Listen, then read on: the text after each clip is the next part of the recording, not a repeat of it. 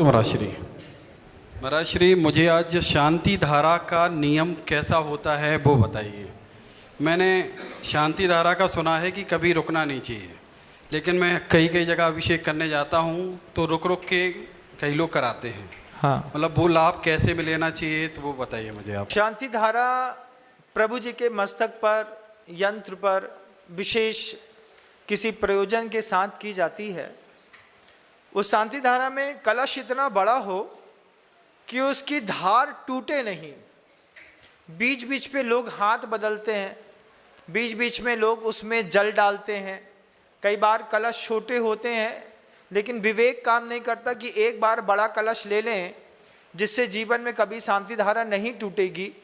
ये परिवर्तन समाज के लोगों को लाना चाहिए, जिसके माध्यम से धारा एक जैसी प्रवाहमान प्रवाहित होती रहे और उसकी मंद शक्तियों का पूरा प्रभाव जल के माध्यम से होकर के आपके जीवन का उद्धार कर सके।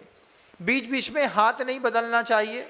किसी का हाथ दर्द करता है तो शांति धारा करने वाले पुण्यार्चक परिवार का सपोर्ट करने के लिए इस टखने पर आप किसी को सपोर्ट दे सकते हैं।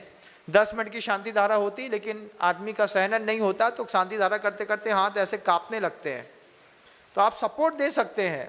लेकिन व्यक्ति को बार बार बदलिए मत, धारा तोड़िए मत और धैर्य पूर्वक शांति पूर्वक करिए। शांति धारा अपने जीवन के बदलाव का एक बहुत बड़ा उपक्रम है, आचार्यों के द्वारा कहा गया, जिसका साधन उपयोग करके निश्चय सुख और अभ्युदय सुख, मतलब सांसारिक सुख और मोक्ष सुख दोनों की प्राप्ति में वो धारा निमित्त बनती है। मैं इसके पहले भी कई जगह शांति धारा के व्याख्यान दे चुका हूँ। यंत्र पर शांति धारा करने पर विशेष प्रयोजनों की सिद्धि होती है। प्रतिमा जी के ऊपर शांति धारा करने पर सुख, शांति, समृद्धि, ऐश्वर्य, निरंतर वृद्धि को प्राप्त होती है। हमें अपने प्रयोजनों के हिसाब से शांति धारा को आकार देना चाहिए। बन्ना जी में जब मैं शांति धारा के लिए लोगों को प्रेरणा देता था, सिमरा खुर्द करके बन्ना जी से 50 किलोमीटर दूर में गांव है, वहां पर 2 ऐसे पवित्रतम यंत्र हैं जिस पर शांति धारा करने पर खोई हुई वस्तुएं वापस मिलती हैं और इसका प्रभाव पूरी दुनिया के लोगों ने देखा है। पूर्णिमा के दिन उन्हीं यंत्रों में बन्ना जी के आश्रयकारी श्री अजित नाथ जी भगवान जी के चरणों में स्थापित करके जब शांति धारा कराई जाती है, पूरे देश के लोगों को लाभ मिलता है। ये बात किसी से छिपी नहीं है।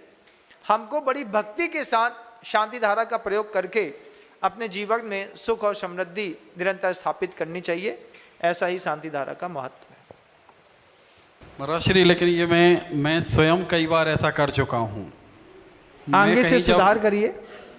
नहीं, लोग ही बोलते हैं कि आप मुझे दे दी, मतलब ऐसा कुछ शांति धारा जब हम करते हैं तो अपन को इशारा किया जाता है आप हमें दे दीजिए, तो उसका मुझे कुछ प्रायश्चित करना चाहिए क्या? नहीं, शांति धारा का पुण्यार्चक परिवार अगर आ गया है तो पुण्यार्चक परिवार निश्चित अपनी शांति धारा पूरी करेगा। किसी और परिवार को शांति धारा करनी है, एक कलश उसको दीजिए, आप भी शांति धारा करिए।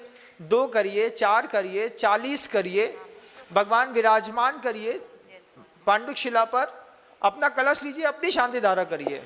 लेकिन कई जगह ऐसा होता है कि 5 मिनट हमने कर ली, 2 मिनट हमने कर ली, 1 मिनट हमने कर ली, ऐसे हाथ नहीं बदले जाते हैं। एक पुण्यार्चक परिवार के माध्यम से ही शांति धारा की जाती है।